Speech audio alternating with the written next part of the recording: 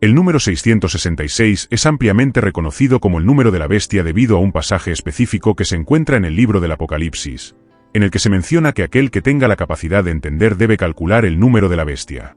Sin embargo, es importante señalar que existen manuscritos antiguos de la Biblia que presentan una variación sobre este mismo punto del texto, ya que en lugar de mencionar el número 666, se refieren al número 616. Esta discrepancia en los números plantea interesantes cuestiones sobre las traducciones e interpretaciones a lo largo de la historia. Y, para nuestra sorpresa, esta situación en realidad ayuda a simplificar las cosas, en lugar de hacerlas aún más complicadas y difíciles de entender. Y es que la presencia de esta variante ofrece una nueva y valiosa pista que nos brinda la oportunidad de desentrañar la identidad del individuo que se esconde tras este enigmático número de la bestia. ¿No es así? En la actualidad, la gran mayoría de los historiadores sostienen la creencia de que el enigma que rodea esta cuestión ya ha sido dilucidado casi por completo en el contenido presentado en este vídeo. Por lo tanto, procederemos a analizar en detalle esta variante y también intentaremos comprender este concepto de asociar nombres a números, una práctica que era bastante común en la antigüedad. También presentaremos aquí a quien se considera el principal sospechoso, que posiblemente era la persona que el autor del Apocalipsis tenía en mente al hacer sus referencias. Así que comencemos una discusión sobre los números 666 y 616. Para empezar a entender esta narración, es esencial que todo el mundo preste atención a las variantes de estos números, que son 666 y 616. Estas dos expresiones numéricas se encuentran en varios manuscritos antiguos que se han conservado a lo largo del tiempo. Es interesante observar cómo estas diferentes representaciones aparecen en distintos contextos históricos y culturales, lo que pone de manifiesto la relevancia de estos números en diferentes tradiciones. El número 666 se encuentra registrado en un antiguo papiro del siglo III, etiquetado como P47. Esta pieza arqueológica es de gran relevancia histórica, ya que representa una de las pruebas más antiguas del uso de este número en un contexto escrito. Su presencia también consta en los escritos del teólogo Ireneo de León, que vivió durante el siglo II de nuestra era. Sí, es cierto. El contenido relacionado con Hipólito de Roma, que vivió en el siglo III, aparece en sus textos, que tienen una presencia significativa en dos códices.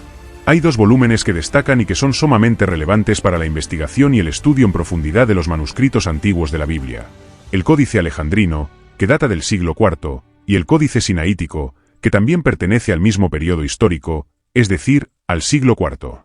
Es interesante observar que el número 666 puede identificarse en todos estos textos.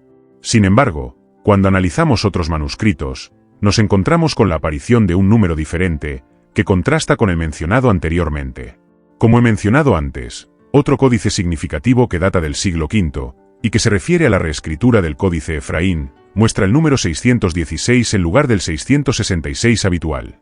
Además, hay un descubrimiento relativamente reciente, que tuvo lugar en las últimas décadas, que se refiere al papiro 115. Este también lleva el número 616 y está fechado entre los años 225 y 275, lo que lo sitúa aproximadamente a mediados del siglo III. Por lo tanto, puede decirse que este papiro es, de hecho, uno de los testimonios más antiguos que tenemos de los textos que componen el Nuevo Testamento. En la imagen mostrada, podemos ver el P15, que tiene las letras iotaistigme, formando así el número 616. A partir de este punto, comenzaremos a discutir un poco más sobre la conexión entre números y letras. Sin embargo, antes de entrar en este tema, vale la pena señalar que en el pasado, durante el período de Ireneo de León, alrededor del siglo II después de Cristo, que está muy cerca de la aparición de los primeros documentos sobre el cristianismo que estamos discutiendo, ya había individuos que conocían las dos opciones mencionadas. Los números 666 y 616 son representaciones numéricas que tienen contextos diferentes.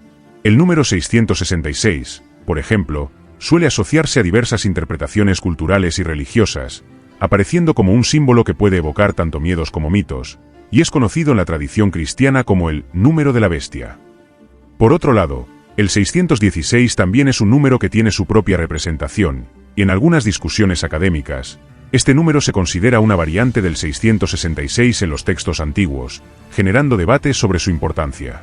Ambos números, por tanto, trascienden su función puramente matemática y conectan con significados más amplios en la sociedad. Ireneo de León, figura notable del cristianismo primitivo, es conocido por sus críticas a la variante del 616, eligiendo en su lugar el 666 como interpretación preferida del famoso número atribuido a la bestia. En este contexto, es importante mencionar que también hubo algunos autores de la corriente donatista, que representaba a un grupo específico de cristianos establecidos en el norte de África. Estos autores interpretaron el número de la bestia desde la perspectiva de la variante 616, mostrando así una fuerte preferencia por esta interpretación frente a la más común 666, que también les era conocida. Esta discusión sobre la interpretación del número de la bestia revela las diferentes formas en que cada uno de estos personajes entendió y abordó este símbolo, destacando las divergencias y matices que surgieron en los análisis y creencias de la época. Es muy importante dedicar un momento a analizar este tema, y el primer punto que debemos abordar es el hecho de que, como he mencionado anteriormente, las letras del alfabeto no solo representan sonidos, sino que también están asociadas a valores numéricos en la escritura de la lengua griega y en varias otras lenguas que pertenecen al periodo de la antigüedad. Esta relación entre letras y números nos proporciona una comprensión más rica y profunda de la cultura y el lenguaje de estas antiguas civilizaciones. Por eso, cuando hablamos de la representación numérica en lenguas como el hebreo o el griego, especialmente en el contexto del Nuevo Testamento, es importante tener en cuenta que hoy en día no utilizamos el mismo sistema de numeración, como los numerales que conocemos, que incluyen símbolos como 1, 2 o 3. En cambio, en esta antigua tradición, las letras del alfabeto tenían una función numérica, y cada letra o combinación de letras podía simbolizar un número determinado. Por ejemplo, en el manuscrito conocido como P515, que he mencionado antes, la letra iota, combinada con la letra estigma, representa los valores numéricos correspondientes. La iota equivale a 10, mientras que la letra estigma corresponde al número 6. Sumando estos valores, llegamos a un total de 616. Además, el número 616 se presenta explícitamente en griego, al igual que en este papiro. Por otro lado, cuando analizamos el caso del número 666, tal y como aparece en el papiro P47, encontramos la combinación kappa, que representa 20, la letra 11, que tiene un valor de 60, seguida de la letra stigme, que, una vez más, vale 6. Así pues, sumando estos valores, volvemos a obtener los que componen la escritura del número 666, y es fascinante fijarse en esto, porque cuando lo mencionamos de esta manera, podemos ver que tenemos la misma cifra repetida 3 veces, ¿no? Primero hay un número 6, luego hay otro número 6 y finalmente hay otro número 6. Cuando se trata de manuscritos considerados antiguos, podemos decir que esta situación no se da. Cuando encontramos una versión que utiliza una forma abreviada compuesta de letras, vemos la presencia de 3 letras distintas, que aparecen una detrás de otra. En cambio, cuando analizamos la misma palabra escrita completa, observamos que se descompone en 3 palabras distintas, que corresponden a los números 666. ¿No es así? De este modo, no se trata solo de una secuencia numérica de 36, y es esencial comprender esta cuestión, ya que cuando pensamos en la combinación 666, resulta relativamente sencillo transformar uno de los números en uno solo y presentar esta situación como un error cometido por un copista. El argumento sería que la persona solo cambió un número. Sin embargo, esta interpretación no se aplica al caso en cuestión, porque si miramos este registro en su totalidad, es evidente que el copista era plenamente consciente de lo que estaba transcribiendo. En el caso en que decide sustituir la letra I o T por la letra 11, que por cierto son caracteres que difieren significativamente entre sí, parece que hay una razón que va más allá de un mero error puntual. Esta confusión no parece ser simplemente el resultado de un desvío de atención que puede producirse durante el proceso de transcripción de un manuscrito, sino que indica una mayor complejidad que merece ser analizada con detenimiento. No se trata de una simple variante que habría surgido como consecuencia de un error cometido por un copista durante la transcripción de un manuscrito, dando lugar a este formato actual. Sin embargo, no se trata de un problema importante. Retomar el debate sobre el hecho de que las letras del alfabeto tengan equivalentes numéricos plantea un concepto fascinante. En este contexto, existe un método de interpretación y asignación de significados a los textos, sobre todo a los considerados sagrados, que se conoce como gematría. Esta práctica de la gematría se centra en la relación entre letras y números, ofreciendo una nueva perspectiva y profundidad en el análisis de dichos textos, permitiendo descubrir interpretaciones y conexiones que a menudo no son evidentes a primera vista. Los judíos utilizaban esta expresión. Los antiguos griegos utilizaban el concepto conocido como isopsefia, que hace referencia a la misma técnica mencionada anteriormente. Esta técnica consistía en una forma particular de interpretar un texto, teniendo en cuenta el valor numérico asignado a cada letra. Así, Los griegos trataban de descubrir secretos o significados ocultos que pudieran subyacer en el texto, utilizando estas correspondencias numéricas. Las letras que, manipuladas, permiten realizar sumas y cálculos numéricos, eran bastante comunes entre las comunidades judía y griega. Se trata de un fenómeno que podemos observar analizando diversos ejemplos que nos ofrecen un rico material de estudio. Por eso voy a compartir algunos de estos casos, porque son realmente fascinantes. Uno de ellos es un grabado en grafito que se encontró en una piedra de la antigua ciudad de Esmirna. Esta inscripción data del siglo II de la era cristiana, concretamente en torno al año 200 después de Cristo. En ella podemos encontrar un mensaje que se asemeja a una especie de grafito, cuya interpretación básica revela que, al realizar un cálculo, tenemos la siguiente expresión, igual a cuando se calcula señor 800 y fe 800. Esto indica que el autor de la inscripción estaba demostrando que las palabras señor y fe en griego tienen el mismo valor numérico, lo cual es una curiosidad muy interesante. Tienen el mismo valor o significado. Si se suman las letras, se obtiene un total de 800 en ambas situaciones. Esta afirmación pone de relieve la conexión que existe entre los términos señor y fe, revelando cómo estas dos palabras están interconectadas en su significado y aplicaciones. Es muy probable que allí hubiera una inscripción, tal vez un grafiti, ¿no? Una obra de arte urbano de temática cristiana.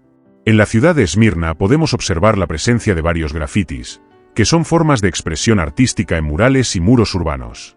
Estos grafitis destacan y contribuyen al paisaje visual de la ciudad, reflejando la cultura y las ideas locales. También tuve la oportunidad de descubrir algunas inscripciones con mensajes similares en la antigua ciudad de Pompeya.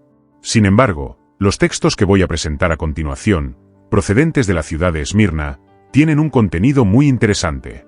Uno de ellos expresa la afirmación, amo a aquel cuyo nombre es 731, mientras que otro menciona, amo a aquel cuyo nombre es 13308. Estos mensajes revelan un aspecto fascinante de las relaciones y expresiones de afecto en contextos históricos. Seguro que está claro que estas personas no tienen denominaciones numéricas, ¿verdad? Si sumamos el número correspondiente a cada letra del nombre de este personaje concreto, llegaremos a una cantidad numérica muy interesante. De hecho, un historiador hizo un notable descubrimiento en relación con el año 1308, identificando el nombre Tiku, que era bastante común en esa localidad, y por lo tanto, es muy probable que fuera el nombre del ser querido que creó este grafiti. Además, este nombre también aparece fuera del contexto de este grafiti.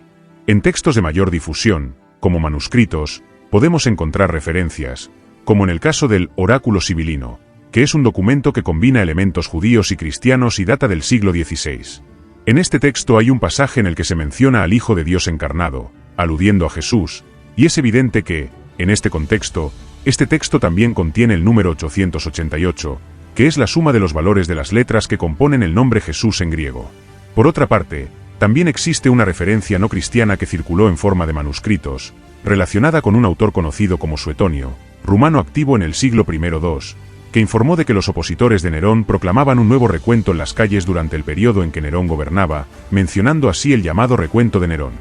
La suma de las cartas que llevaban el nombre de Nerón correspondía exactamente a la misma suma atribuida a las cartas que también hacían referencia a Nerón. Este infame hombre asesinó a su propia madre, acto por el que se hizo ampliamente conocido y despreciado en la sociedad romana de la época. Es importante prestar atención a la figura del emperador Nerón, ya que será un personaje crucial que irá reapareciendo a lo largo de este texto. Pero antes de seguir adelante con este análisis, vamos a centrarnos específicamente en los cálculos que hicieron los autores antiguos respecto a los números 616 y 666. Intentaremos así interpretar el significado de este texto del Apocalipsis en el contexto de las reflexiones presentadas por los autores donatistas. Como mencioné anteriormente, existe un cálculo significativo que afirma lo siguiente. Cuando consideramos la palabra anticristos, vemos que la suma de las letras que la componen da como resultado 154. Cuando multiplicamos este número por el número de letras del nombre Nerón, que es 4, llegamos a un total de 616. Así que 154 multiplicado por 4 da como resultado 616, ¿correcto? Además, encontramos otra interpretación en un texto donatista que también pertenece al mismo periodo histórico. En este texto, 616, que se menciona en el Apocalipsis como el número de un hombre, podría ser una referencia al propio Jesús, identificado como el Hijo del Hombre, cuyo título es Cristos. Cabe señalar que la primera, la última y la del medio de la palabra, Christos, en griego están representadas por las letras K, Iota y sigma. Así, sugerimos que aparecería engañosamente en el lugar de Jesús, apoyando la idea de que el número asociado con el anticristo reflejaría una imitación de la apariencia de Cristo. Sin embargo, hay un aspecto importante a considerar en este análisis. De hecho, el número 616, que es el último dígito mencionado, junto con el símbolo de la barra, no representa en realidad la letra sigma, sino el estigma, un signo que tiene características diferentes a sigma y que además tiene un valor numérico también diferente. A fin de cuentas, cuando se pusieron a interpretar este número, ya fuera el 666 o el 616, es justo decir que estaban haciendo lo que se les pedía, ¿no? ¿Qué esperaba el autor original del Apocalipsis? Estaba haciendo algunos cálculos y me topé con un autor que, en mi opinión, logra resumir con bastante exactitud la forma en que se llevó a cabo este ejercicio. El autor, que comparte sus ideas en una obra titulada Tres Pasos, merece ser mencionado aquí, ya que se trata de un historiador que ha expresado las siguientes consideraciones. En un primer momento, el lector debe identificar las características de un individuo dentro de un contexto más amplio. A continuación, debe reflexionar sobre el nombre de una persona que podría encajar con estas características.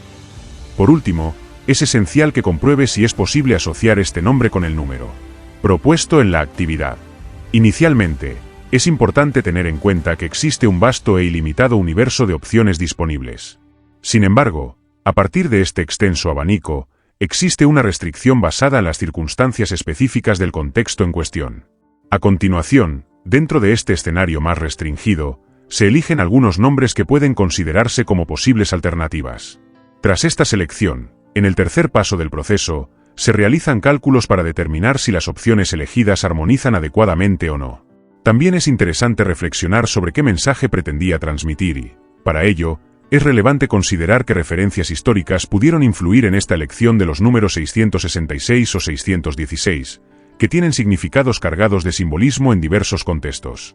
Y, de hecho, cuando hablamos de cómo los historiadores contemporáneos llevan a cabo este ejercicio adecuadamente al investigar un posible candidato dentro de un contexto histórico específico, el primer paso que se dará será evaluar el entorno en el que se insertaron tanto el autor de la obra como sus lectores iniciales, ¿verdad?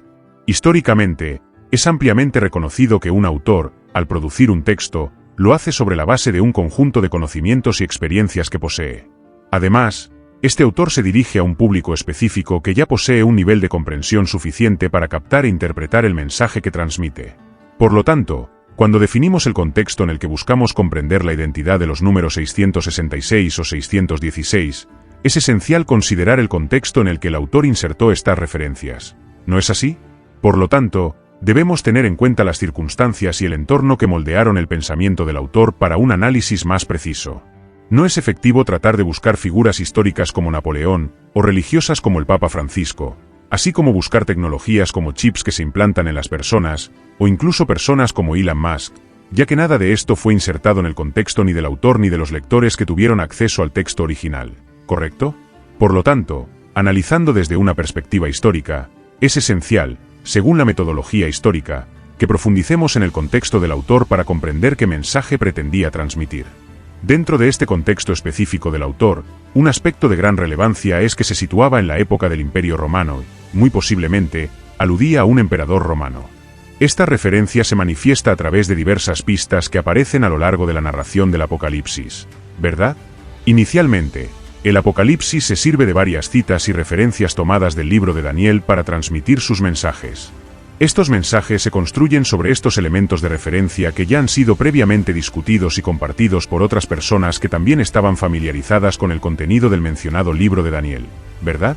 El libro de Daniel, que se encuentra en la Biblia, menciona varias bestias que aparecen en sus profecías.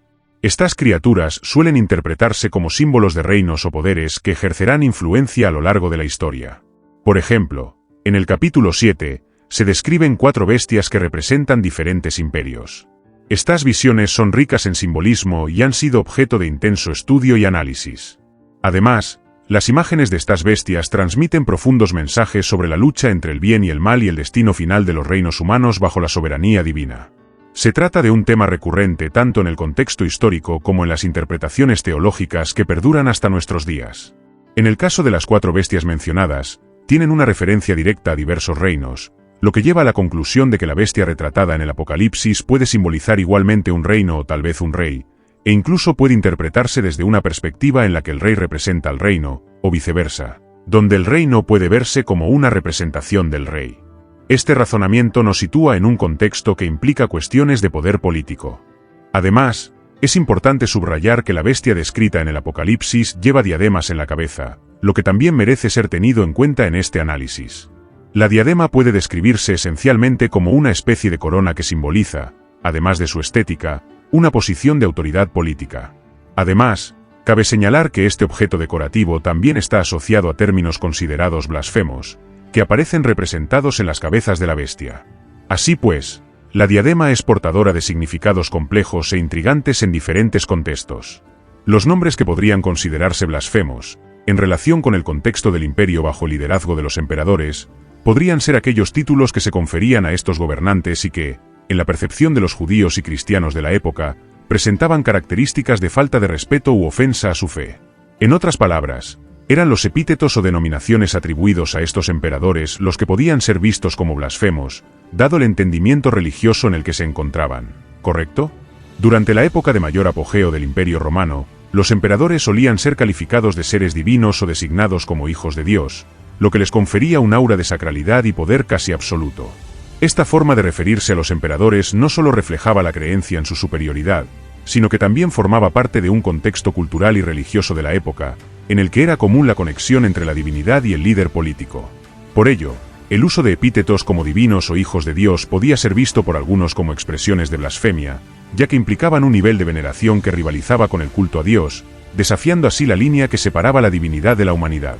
Además, la narración contenida en el libro del Apocalipsis menciona clara y directamente que la bestia tiene poder sobre diversas naciones, lo que implica una alusión al vasto imperio romano, que destacaba por su inmensidad y alcance, dominando prácticamente toda la porción del mundo que se reconocía en la época, es decir, el mundo que estaba al alcance del autor que escribió este texto.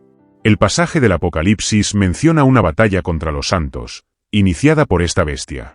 Por lo tanto, es bastante plausible considerar que este pasaje también se refiere a la persecución que a menudo llevaba a cabo el Imperio Romano contra los cristianos en ese periodo histórico.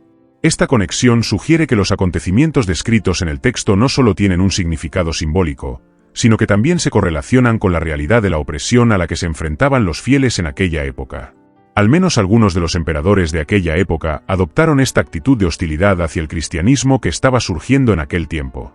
En el libro del Apocalipsis, encontramos una mención notable de la bestia que ejerce el control sobre las actividades comerciales, y las cabezas de esta bestia tienen una asociación explícita con los 7 montes.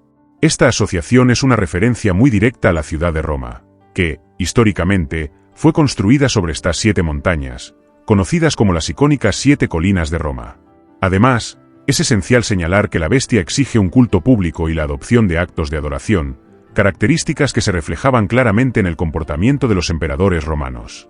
Muchos de ellos, durante su vida, fueron objeto de culto, siendo deificados, y promovieron la participación activa del pueblo en sus ceremonias de adoración y reverencia. Así que no es esencial que adquiramos todas estas pruebas, pero hay un fuerte argumento a favor de la acumulación de varios elementos presentes en el Apocalipsis. Estos elementos, de hecho, aluden repetidamente a la idea de que el autor del Apocalipsis se refiere específicamente a Roma, al Imperio Romano y al emperador romano. Esta conexión es significativa cuando analizamos el contexto histórico y cultural de la obra. Y dentro de este contexto más amplio, aún tenemos la posibilidad de investigar algo que es aún más detallado y específico, que se refiere a identificar a qué emperador, de hecho, es la referencia mencionada, si es que hay un emperador en particular al que se está refiriendo. ¿No es así? Hay indicios significativos para apoyar esta idea, ya que se hace una alusión a la criatura llamada la bestia, que está herido de muerte, pero aún así se las arregla para sobrevivir.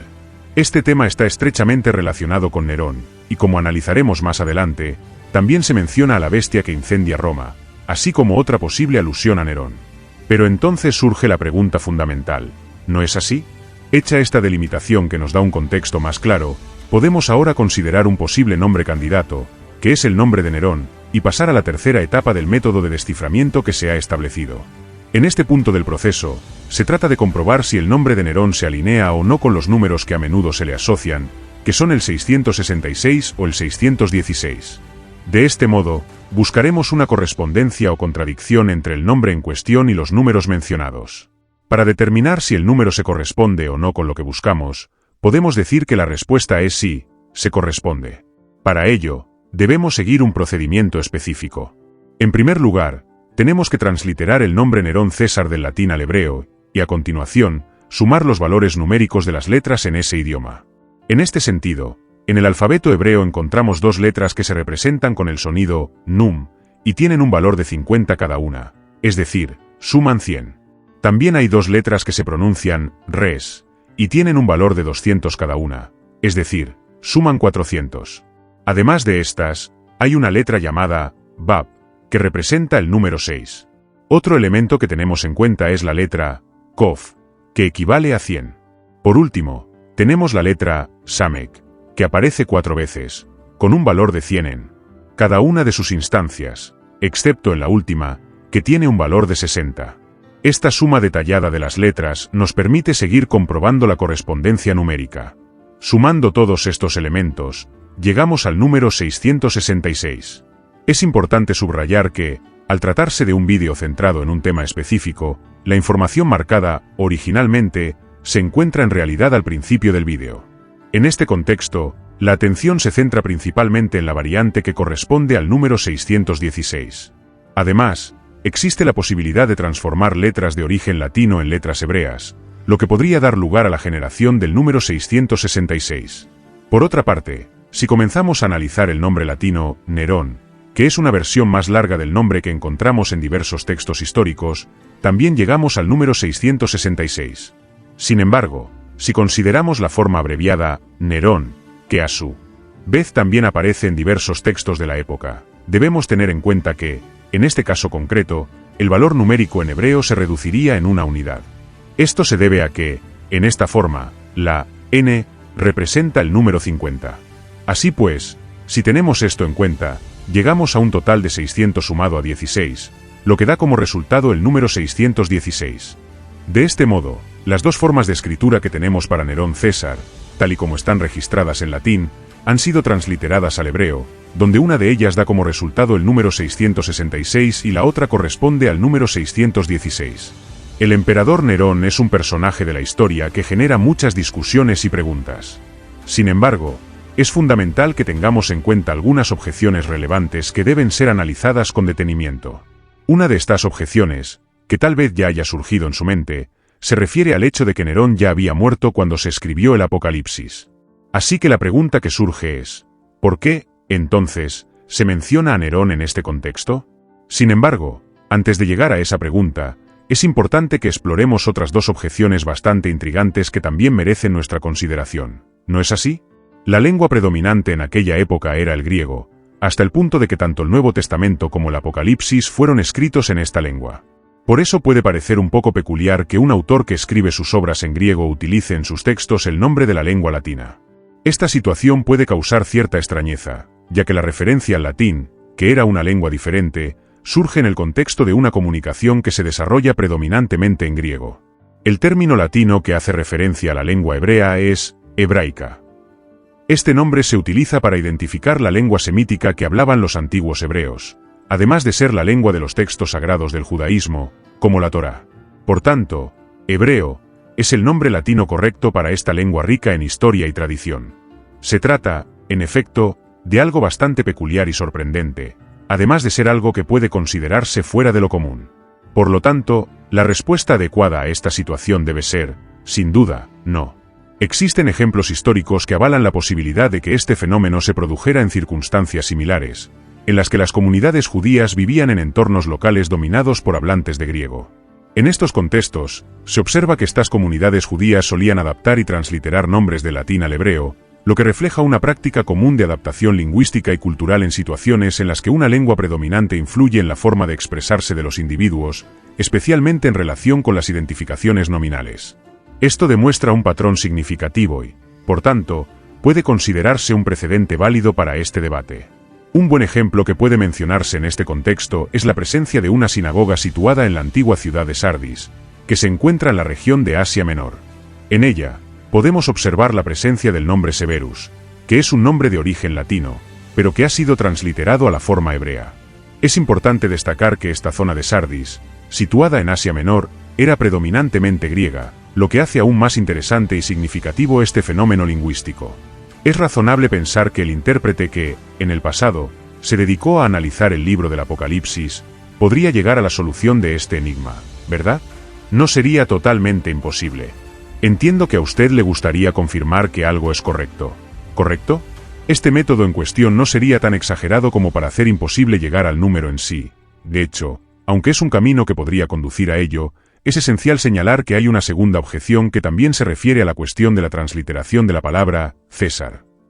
Cuando observamos la transliteración de este nombre latino-romano al hebreo, que aparece en el Talmud, compendio de textos considerados extremadamente relevantes del período rabínico judío, nos damos cuenta de que se añade un yodo más en comparación con la forma que estamos utilizando para llegar a los cálculos que dan como resultado los números 616 y 666. Por lo tanto, si adoptáramos esta forma específica de transliterar el nombre César del latín al hebreo, el recuento incluiría un yodo adicional, lo que nos llevaría a una suma final de 626 o 6706. Es importante subrayar que la yod representa el valor de 10. Sin embargo, esta objeción, a su vez, también puede eludirse fácilmente, ya que encontramos varias pruebas procedentes de textos más antiguos, incluido el propio Talmud, que mencionan la palabra César sin la presencia de la yod, validando así la forma de transliteración que estamos utilizando en este contexto. Así, en los conocidos rollos del Mar Muerto, por ejemplo, podemos observar la presencia de la palabra César, que aparece sin la letra yod, en el interior de una sinagoga situada en Dura Europos. Además, es posible observar que la palabra César aparece sin la letra yod, e incluso existe un pagaré que fue descubierto en el desierto de Judea, que tiene una forma idéntica, Nerón César, en hebreo. Esta correspondencia da como resultado el número 666, ¿correcto? Por lo tanto, considerando la ausencia de este número adicional, y teniendo en cuenta la letra N al final del nombre Nerón, podemos concluir que hay varios documentos históricos contemporáneos que están más cerca del texto del Apocalipsis que el propio Talmud. Estos documentos presentan la expresión Nerón César en hebreo, permitiendo así el cálculo que da como resultado los números 666 o 616. Así que hemos llegado al punto en el que vamos a abordar la tercera objeción, que se refiere al hecho de que Nerón, el emperador romano, ya había muerto antes de la época en la que se registró el libro del Apocalipsis, ¿correcto? De hecho, podemos decir que Nerón realmente está a cargo, ¿no es así? Reinó allí hasta el momento de su muerte, que ocurrió en el año 68 de la era cristiana, y es muy probable que el libro del Apocalipsis se escribiera allí. No podemos decirlo con total precisión, pero es muy probable que el documento se escribiera en algún momento entre los años 80 y 100 de la era común, aproximadamente el periodo posterior al nacimiento de Cristo. En cualquier caso, la situación que estamos considerando se habría producido después del periodo de Nerón. Así que podemos buscar una forma clara y precisa de dilucidar esta cuestión. ¿No es así? Si interpretamos el Apocalipsis como una obra que se refiere a un futuro en el que surgirá una criatura, comúnmente llamada bestia, esta es una visión bastante común del mensaje contenido en el texto. Esta bestia se asocia a menudo con acontecimientos y cambios que se producirán en los tiempos venideros, tal y como se describen en las profecías de esta escritura. La idea es que este ser representará aspectos negativos o adversos a los que se enfrentará la humanidad en un tiempo aún por venir, según las creencias y enseñanzas presentes en esta obra. Esto tendría que ocurrir inmediatamente después de su acción o decisión. Si la persona en cuestión está escribiendo un texto sobre otra persona que precedió a su propia existencia, esta situación no es lógica ni coherente. De hecho, esta afirmación tiene una lógica que puede considerarse coherente y comprensible. La forma inicial de entender esta cuestión, basándonos en la documentación histórica que es relevante para nuestra comprensión de este periodo concreto, es tener en cuenta una creencia, que puede interpretarse como una leyenda en cierto modo, que hace referencia a la figura de Nerón. Esta figura histórica es vista como un ser que se manifiesta de diferentes maneras y conlleva distintas interpretaciones. La historia de Nerón se presenta desde diferentes perspectivas, la primera de las cuales indica que, aunque fue herido de muerte en el año 68 después de Cristo, no murió inmediatamente, sino que se escondió en la región de Asia Menor. En este remoto lugar, se preparaba para un eventual regreso al poder, una narración que puede encontrarse en las obras de autores como Tácito, Suetonio y otros historiadores antiguos. Cabe destacar que estos autores, a pesar de no creer en la veracidad de esta versión, recogieron la creencia popular que circulaba ampliamente en la época. Existe otra versión de esta leyenda que se refiere a Nerón como Nerón rojo viviente, que surgió más tarde. Contrariamente a la creencia de que había sobrevivido y volvería, esta nueva narración sostenía que Nerón había muerto realmente, pero que de algún modo resurgiría y ejercería su poder sobre la tierra una vez más. Esta idea puede encontrarse en los escritos de autores como Cómodo y Sulpicio Severo. Así que, de alguna manera, la repetición de la forma de gobernar de Nerón podría simbolizar su regreso, ya sea en sentido literal, como resurrección de la figura de Nerón, o en sentido más amplio, representando un principio o una forma de gobierno. La idea de que Nerón estaba vivo en la época en que se escribió el Apocalipsis es una idea que merece ser destacada, ya que si estamos analizando esta obra desde una perspectiva histórica, es esencial tener en cuenta el entorno en el que el autor produjo el texto, así como el contexto en el que se encontraban los lectores de este escrito, dispuestos a absorber sus mensajes. Si esta idea de un Nerón vivo circuló realmente, una posibilidad a considerar es que el Apocalipsis se alineara de algún modo con esta creencia sobre la supervivencia de Nerón, o por otro lado, que utilizara la figura del emperador romano no solo literalmente, sino como símbolo representativo. Según un autor que cité en un vídeo anterior, esto podría compararse con el uso de Hitler para representar el concepto del mal absoluto, o la figura de Napoleón como manifestación del deseo de grandeza y poder. Esta idea de simbolismo es una forma de entender cómo los personajes históricos pueden ser utilizados para transmitir mensajes más amplios en la literatura. Así, podemos observar la presencia de ciertos individuos, personajes históricos que vivieron realmente en una época anterior y que, con el paso del tiempo, han adquirido un significado que trasciende sus existencias individuales. Estas personas se han convertido en emblemas que representan conceptos o ideales mucho más amplios que sus propias vidas y circunstancias. ¿No es así? De este modo, es posible que el autor del Apocalipsis pretendiera traer a colación la figura de Nerón, o tal vez, un concepto asociado a él. Esto implica, en cierto modo, considerar el significado que Nerón tuvo para los cristianos durante su vida, con el fin de establecer una conexión que sugiera la posibilidad de que se repitan hechos similares en el futuro. Esta repetición podría producirse bien a través de la manifestación de un individuo concreto que encarnase el espíritu de Nerón, o bien de una forma continuada en la que, en diferentes momentos y en presencia de diferentes personas, se volviese a representar el papel que él desempeñó. Lo que se observa en la actualidad es que existe un consenso bastante generalizado entre los historiadores, es decir, un entendimiento común que se extiende entre ellos, de que tanto el número 666 como el número 616 aluden a la figura de Nerón. Así pues, puede decirse que estas variantes manuscritas, aunque presentan diferencias superficiales en su presentación, en esencia transmiten el mismo mensaje y significado. Así pues, cabe afirmar que, independientemente de estas diferencias en la forma, el mensaje central contenido en estos textos es idéntico, ¿no es así? Si estás interesado en profundizar tus conocimientos sobre el tema de la imaginación en relación con el anticristo y la figura de Nerón, conocido como el rojo viviente, te proporcionaré un enlace a una serie de vídeos que he reunido en mi canal, donde discuto las nociones del anticristo a lo largo de diferentes siglos. Además, incluiré un vídeo más antiguo, que fue uno de los primeros contenidos que produje, en el que trato específicamente la figura de Nerón rojo viviente. Muchas gracias por vuestra atención y espero volver a veros la próxima vez.